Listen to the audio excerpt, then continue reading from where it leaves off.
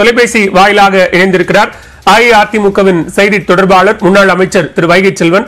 வணக்கம் திரு வைகை செல்வன். உள்துறை அமைச்சர் அமித்ஷா நியூஸ் 18 அளித்த சிறப்பு பேட்டியில இபிஎஸ் ஓபிஎஸ் விவகாரம் என்பது உட்கட்சி விவகாரம், அது அவர்கள் சுமூகமாக பேசி தீர்த்துக் கொள்ள வேண்டும் என்கிற ஒரு கருத்தை தெரிவித்திருக்கிறார். எப்படி பார்க்கிறீங்க? ஏற்கனவே நாங்கள் தெளிவுபட கூறியிருக்கிறோம். பொதுச் செயலாளர் இது குறித்து விரிவான கருத்துக்களை முன்வைத்திருக்கிறார்.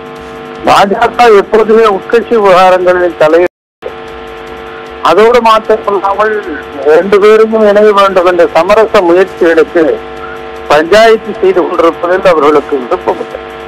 தகுதி உள்ளது எதுவோ அது தப்பி தொடங்கி வெற்றிடத்தில் காத்து நிரப்பிவிடும்.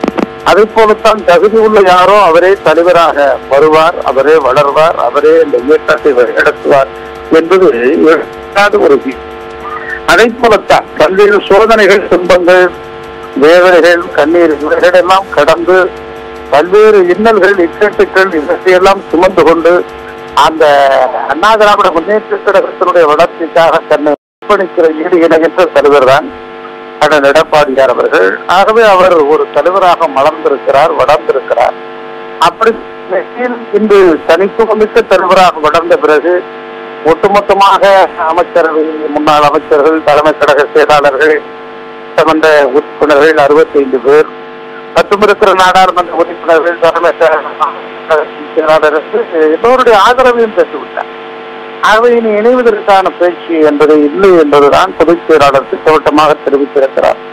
அவர்கள் பக்கம் இருக்கக்கூடிய இந்த கட்சியினுடைய அனுதாபிகள், கட்சியினுடைய நலன் விரும்புகள், புரட்சித் தலைவர் எம்ஜிஆர் மீதும் புரட்சித் தலைவர் அம்மா அவர்கள் மீதும் அதை விடாத பற்றும் பாசமும் விசுவாசம் கொண்டவர்கள் அண்ணா திராவிட முன்னேற்ற கழகத்தில் இணையலாம் என்று அழைப்பு விடுத்தோம்.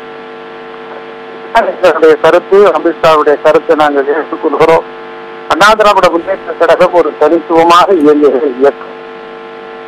மிக்க நன்றி திரு வைகை செல்வன். இணைப்பில் வந்து உங்களது கருத்துக்களை பகிர்ந்து கொண்டமைக்கு நன்றி.